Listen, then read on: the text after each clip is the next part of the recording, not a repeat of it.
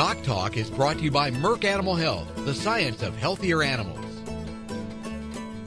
Hey folks, Dr. Dan here. Thanks for joining me today on DocTalk. We're at Iowa State University's College of Veterinary Medicine. My guest, Dr. Jenn Schleining.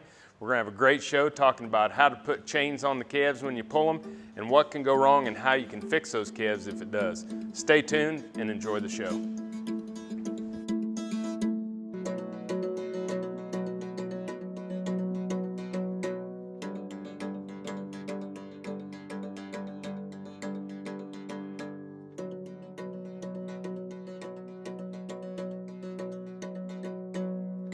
Closed captioning brought to you by Ag Promo Source. Together we grow. Learn more at agpromosource.com. This segment brought to you by Kansas Regenerative Medicine. Your stem cells, your health, your life. Welcome to the show. Thank you. Folks, Dr. Jenn Schleining. She is the Armbrust Professor of Veterinary Medicine here at Iowa State University's College of Veterinary Medicine. And she's also a food animal surgeon. And lastly, she went to veterinary school with me, so we have sworn that none of those stories will be shared on this episode. Right. Okay. Anyway, it's a pleasure to have you on the show. It's a wealth of information for all of you that raise cattle.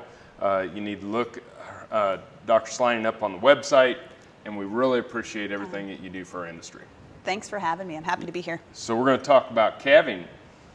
We are. It doesn't seem like it's all that far away, but time goes fast. So where we're going to start today is I want to discuss how to correctly put chains on. When you get to that situation, your cow's having just a little bit of trouble, might need a little bit of assistance.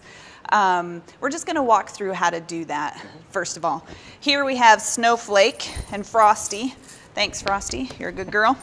To help us demonstrate how to do this correctly. A lot of people worry, should I use chains or should I use straps? And really, it's not really going to make that much of a difference as long as you use them properly and put them on correctly. So to start with, we'll start out with the chain.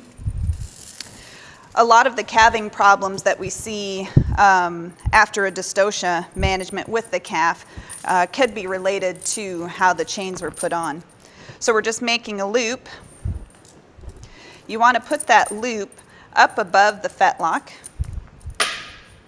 And you can see here, we've got the ring of that chain where it's nice and snug up against the skin. And then we're going to do a half hitch that comes down around our pastern joint like this. And the reason that we want this chain to go down the front of this fetlock is because you can see from the side, as I put tension on that, it's causing the leg to bend where it's got your natural joints. What I'm going to do now is I'm going to switch this around. So you can see as we're putting this on backwards, we're going to put that chain down the back of the leg. And what I want you to see is as I pull on that, see how that makes the leg extend. And then what happens is it puts a lot of pressure up here at the growth plate. And in newborn calves, that growth plate is not very strong. And it'll pop that growth plate off. We'll look at some x-rays of that here a little bit later. The one nice thing about the chain that the strap doesn't give the advantage of is when you take your handles, and I'll grab one of those from you. Yep. There are times that you want your handle here nice and close to the calf. But it also gives you the option when you have to put a calf jack on that you can put this back a little further and get you a little extra room. When we have the strap, I'll have you hold that again. Yep. Thank you. One of the nice things about the strap, though, is that when you go to put this on, you can appreciate that maybe that pressure is distributed just a little bit more evenly, and you aren't going to have nearly the problems you might have with a chain. And you can see here how we slip that on, but you only have that much room to work with. So putting your chains and your straps on is really important to help prevent injuries to the legs. Perfect. Folks, thanks for watching DocTalk. More with Dr. Schleining after these messages. Well, great. Buying a car shouldn't be this hard. And at Brown Chevrolet Buick in Wamego, it isn't. It's actually awesome. Whether you want a new or used car or truck, Toby's team can make the deal. Even if you want to custom order a new car or truck, Toby's team can make the deal. See Toby's team at Brown Chevrolet Buick in Wamego. We're awesome.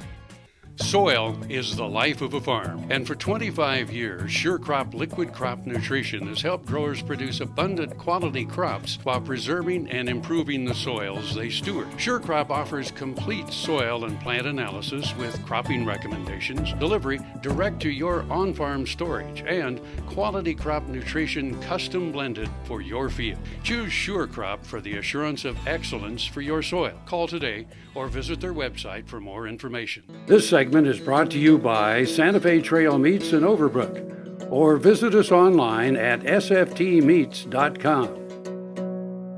Hey folks, welcome back to DocTalk. Dr. Dan Thomson here at Iowa State University's College of Veterinary Medicine. I'm here with my friend and colleague, Dr. Jenn Schleining, who is the Armbrust Professor of Veterinary Medicine and is a food animal veterinary surgeon.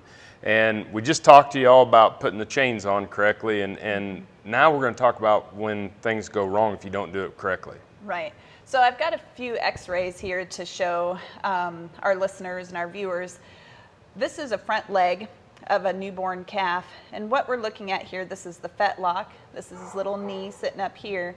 And you can see that the bone is very clearly broken here, and this is a very common injury for them to have. This is right where that chain goes, and so when that abnormal pressure, you pull too hard, there's just not enough room to have the calf. This is the result of that, and you can see. And if you just get the loop above the fetlock without that second half hitch. Yeah, without that second half hitch, that really predisposes them to that because you don't have any pressure distribution from having that half hitch there. If we look at it from the front, you can see here, right at that growth plate, it just popped that growth plate off. And so this is something that it's important to address it right away. We can talk about that here after a little while. But probably one of the more common things. The good news is calves are young. As long as the blood supply to the leg is good, these will heal really fast with just a cast. And so that's the good news about So you can just cast an injury like this, pop it back into place, put a cast on it, and we're going to talk more about the cast here in a minute. Yep, and they typically do pretty well with it. But let's talk about what goes wrong. Let's say you have a breech birth and the calf's coming backwards. And this is another area where we see some fairly frequent injuries to the back legs where they can't quite get up, or they, quote unquote, doc, the calf walks funny and can't really stand up straight.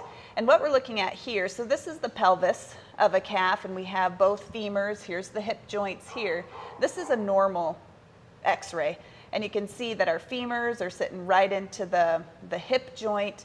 These lines right here, again, are growth plates, and this is a very common place that if there's too much traction when they're coming backwards, they'll pop these growth plates off. Or conversely, what they'll do, this is just another look at one of those socket joints of the hip. The other thing that can happen is that when you pull too hard, you can see here, it's not sitting down there anymore, and now the head of the femur is sitting right up here. There's a ligament that holds the femur into that hip joint, and then when that breaks, it causes it to get popped out of joint.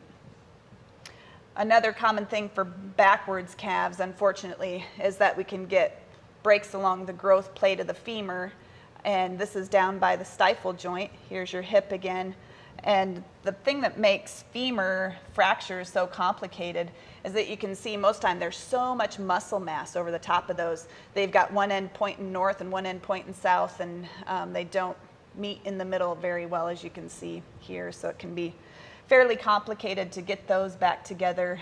And then additionally, a lot of times to get those to stay back together, we have to use some fairly expensive implants or some other creative methods of keeping those bones together because they're really soft.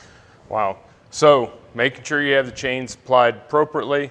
We're going to come back. We're going to talk a little bit about how we heal these calves and some things you can do to prevent some of these injuries from happening. You're watching DocTalk, and we appreciate it.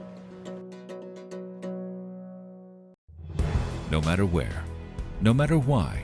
The Veterinary Health Center at Kansas State University is committed to providing quality patient care to animals and exceptional customer service to their owners.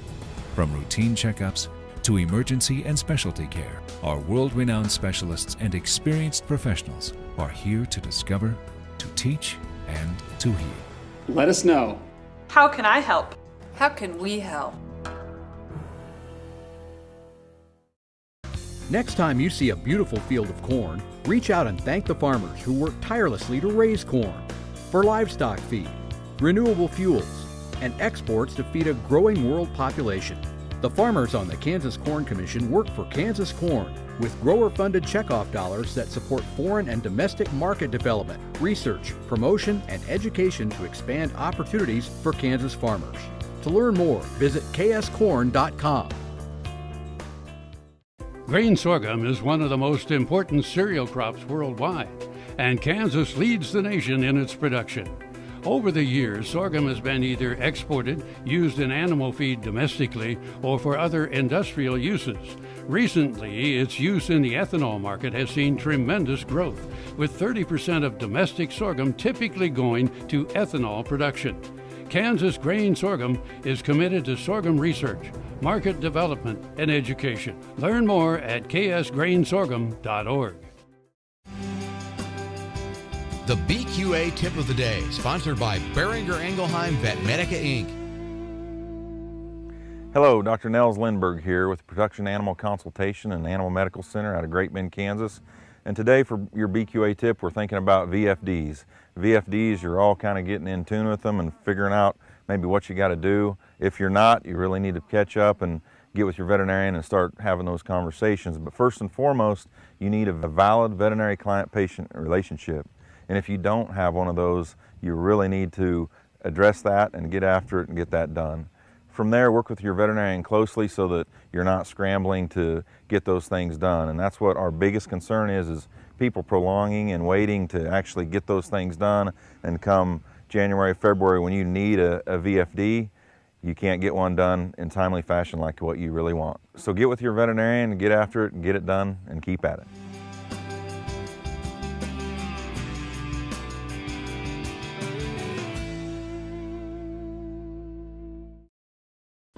Valley Vet Supply is devoted to providing information and professional quality products at reasonable prices. ValleyVet.com, ValleyVet.com, Valley Vet Supply. Here's another gardening tip with Annette Jackson from Jackson's Greenhouse. Fall is a great time to plant, and if you would like fresh fruit, grapes, or berries to eat next year, now is an ideal time to plant. We'll show you how, what, and where to plant for a successful crop of delicious, healthy fruit. We have a great selection and great service. Come see us at Jackson's. Our entire stock of shrubs, roses, berries, perennials, and trees are now on sale at 25% off. Hurry out for your best selection. Jackson's Greenhouse has what you need today. Clyde Sutton, Nest City, Kansas. Lived on this place all my life. About a year and a half ago, got to where I couldn't saddle a horse. The pain was terrible. Read about stem cell. First it wasn't for me, then they started doing neck and back. Before I went down to Manhattan, the pain I was having from my neck down to my hand was curling my hand back. Some people had thought I almost had a stroke, and my shoulder had drawed up. I couldn't lift, I couldn't sleep, I really couldn't do anything, and was scheduled to be operated on, but was scared of the knife, I guess. Went and had it done. As you can see, I saddled a horse. I'm still building fence. Love to shoot a shotgun rifle, and I'm able to participate, not like I used to, but nevertheless I can do the things I used to do. And I want to personally thank the doctors, nurses, staff at Kansas Regenerative Medicine for the opportunity they give me to have my life back again. This segment brought to you by Kansas Soybean Commission. Progress, powered by Kansas farmers. Folks, welcome back to DocTalk. Dr. Dan Thomson here at Iowa State University with Dr. Jenn Schleining, and we are in their clinical skills laboratory, and we've been talking about how to put chains on appropriately, things that can go wrong. And now, if we do have something go wrong, like you mentioned, luckily we can fix it. Yeah, we've got some options, you bet. And one of the most common ways to treat fractures. Obviously, calves are young, they heal quickly. We can confine them a little bit. A cast oftentimes is all it needs. It depends a little bit on what bone is broken. If it's really high on the leg, a cast might not be the best choice. But when it's the lower leg, casting is by far the easiest, it's the most economical. But there's a few things that have to happen after your vet leaves the farm that need to happen to make sure that we have a good outcome. So what I have here is, this is just a cast that we've put on and taken off for the purposes of showing. Cast material is something that we put on wet, and as it dries, you can see it makes it a really hard substrate. And what this is going to do is keep that bone in alignment. The vet is probably going to put some padding in under this, but you can imagine if you've had a cast on before, imagine you probably broke a few bones in your life. I have. Yeah. This, not only does it keep you from moving, but it can be a little bit of, it kind of prevents your movement such that it bothers you. You can't really walk around the way you want to or use your arm the way you want to. And the same is for calves, especially if you have a young calf that hasn't stood up yet and you call your vet a couple days later. The calf hasn't figured out how to stand up. You put a cast on the leg, they can't bend it. Then they might have some mental hurdles to get over and might need some help. But the one thing this tough cast material can also cause is cast sores. And so for that reason, we want to confine the cow-calf pair. Hopefully he's got a nice mama that lets you in there with him if he's needing help getting up. And so that we don't have those cast sores. If the cast is not tight, we get movement within the cast, and then we have cast sores right where the fracture line is. And so that can be a little bit problematic too. And so when we come out to the farm and put one of these on, or you bring a calf into the hospital and we send you home and say confine them, we don't mean put them in the small 10-acre pasture. We're talking about put them in a small pen by themselves where they can get up, get down. They're easy if they need a little bit of assistance. They're going to wear one of these for probably 4 weeks. Depending on how well the calf is doing, the faster they grow. We might have to take this off after 3 weeks because it's getting too tight. But that fracture isn't quite done healing yet, and we might have to put another one on. So you might have to put two. Yeah, yep. And every patient's is a little bit different. Every bone heals just a little bit differently at a different rate. But a cast is by far the... But you can use these on lower limb for fractures. You can use them for that growth plate break, injury break. Multiple different reasons. You bet. Great. Well, folks, get your veterinarian on the farm. Always work with your local veterinarian on when you have an issue like this so that you can heal the calf, get things moving right. There are remedies to getting these calves fixed. And when we come back, we're going to talk a little bit more about when to call that vet. Really important stuff. Thanks to Dr. Jenn for being here on the show. Thanks to Iowa State for hosting us. More after these messages.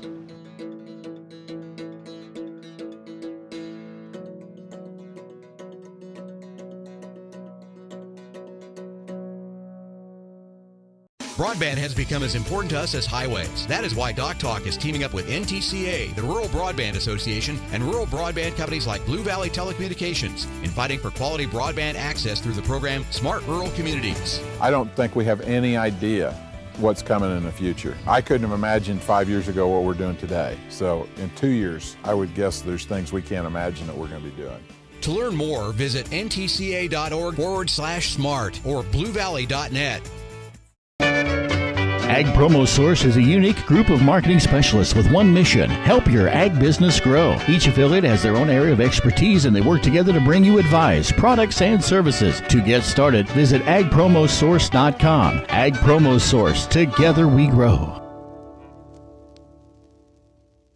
This Meet the Future Veterinarian is brought to you by Zuprevo. Choose confidence. Choose Zuprevo for BRD treatment.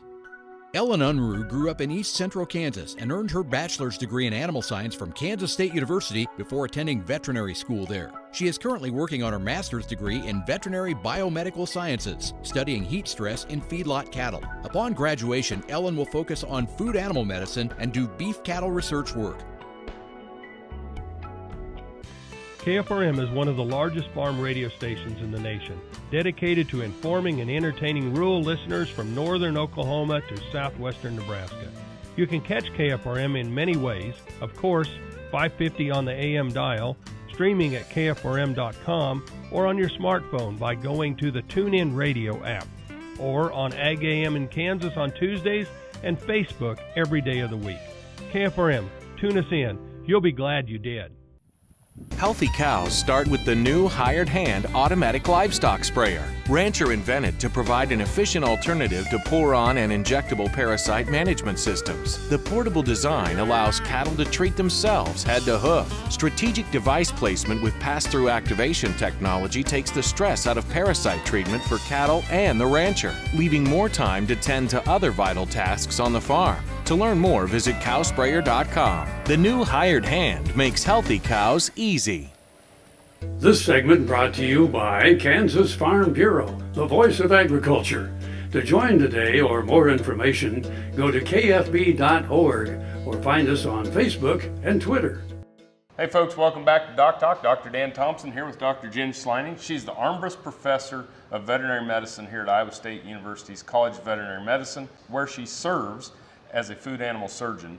And we had a great show today and lots of practical information that producers and ranchers could use. But the one thing we always, as veterinarians, I wish you would have called me sooner. Right. That thing that comes out. So talk to me a little bit about when you want people to call you as a veterinarian or call their local veterinarian to get some assistance. Yeah, I think it's in our nature really to see, you know what, just a little dumpy today, let's give it a little bit of Banamine, see how it turns out tomorrow. These situations where these newborn calves, where the calf doesn't stand up right away, you need to call your vet sooner than later. And really, I don't think anyone has ever chastised an owner for calling too soon. And in these cases, it might make the difference between having something that you can work with and something that you can't, especially in the case of these hip joints that are out of place. Those can be fairly easily reduced, or that hip joint put back in place, but it has to be within 12 hours to have the best chance of that thing staying in there without having other sorts of internal fixation that really, gets a little expensive. But even with fractures, if those go unstabilized and you have a leg that's kind of flopping around, it can damage the blood supply to the distal limb. And so if you don't have a blood supply below the fracture, obviously it's not going to heal. Right. You're going to have some problems that way. And so the sooner that we can intervene in those instances, the better off we're going to be. But the other reason that it's so important too, and I learned this the hard way early on in practice, is that a calf that can't get up doesn't get colostrum. And so if it's a day or two until we get the phone call, well, now not only do you have a broken leg, but you have a calf that doesn't have immunity. And so they're already way behind the 8 ball and they don't have that colostrum.